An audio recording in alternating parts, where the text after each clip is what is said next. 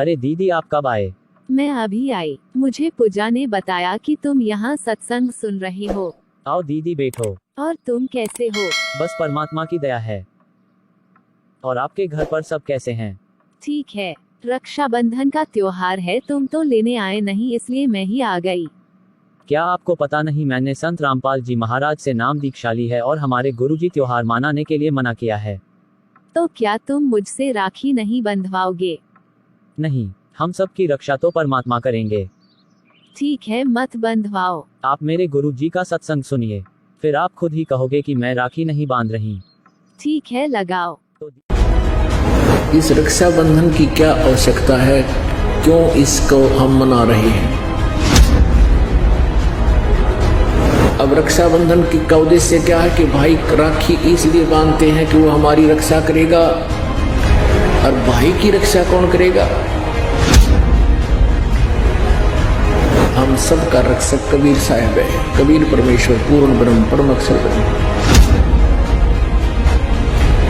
ये इस तरह के जो रीति रिवाज हैं, ये हमें पीड़ित करने के लिए है, हमारे को एक दूसरे से दूर करने वाली है। पुण्यात्मा परमात्मा के पानी में ये जो हमारी रीति रिवाज हैं, ये भी बाधक है। परमेश्वर ने कहा है कि मन कर धीर बांध ले रे बौरे, और छोड़ दे न पछलों की रीत। अब जैसे कल या आज जैसे भी राखी का त्योहार था, रक्षाबंधन का त्योहार था,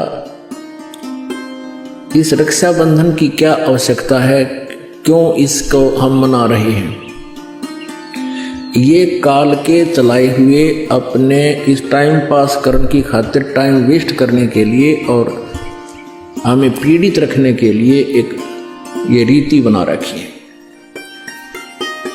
अपनात्मा इस ज्ञान से परिचित होने के बाद हमारी आंखें खुल जाती हैं, और जो समझदार बच्चे हैं इस बात को स्वीकार कर लेते हैं कि संत जो कहते हैं परमेश्वर का आदेश होता है, तो फिर वो स्वीकार कर लेते हैं, फिर वो समाज की नहीं मानते हैं।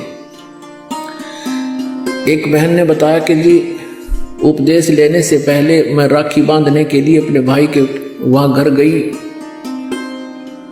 वही रक्षाबंधन का दिन भाई की इंतजार कर रही थी।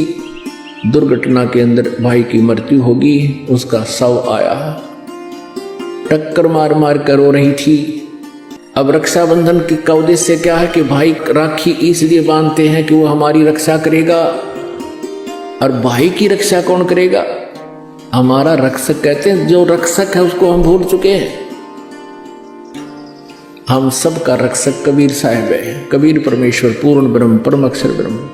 हम सब ने, भाई और बहनों ने मिलकर परमेश्वर कबीर जी का रक्षाबंधन बांधना चाहिए, राखी, ताकि भाई और बहन दोनों का रक्षक हो जाए।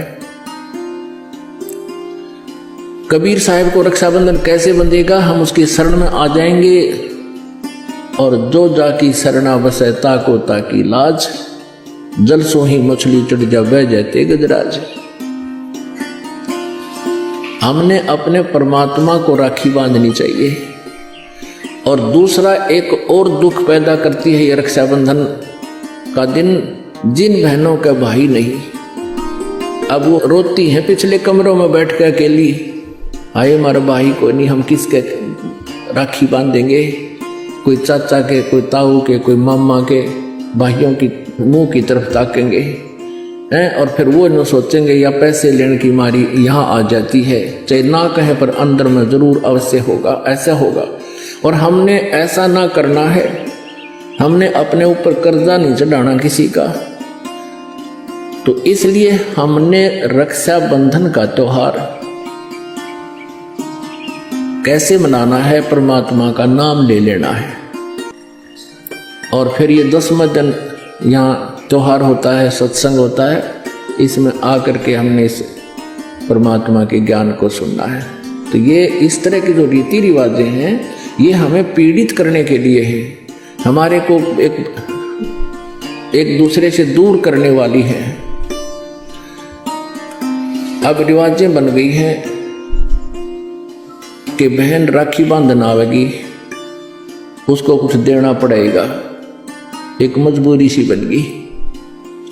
तो ये भी हमारे नाते में दरार पैदा करती है। तो पुण्यात्माओं, जिन्होंने परमात्मा पाना है तो परमेश्वर के विधान को अपनाना ही पड़ेगा। तो दीदी अब बताइए कैसा लगा? अरे ऐसा ज्ञान तो मैंने कहीं सुना ही नहीं। संत रामपाल जी महाराज शस्त्रों के आधार पर भक्ति बताते हैं। दीदी आप मेरे गुरु जी की लिखी पुस्तक ज्ञान गंगा पढ़िएगा। हाँ मैं जरूर पढ़ूंगी। सत साहेब।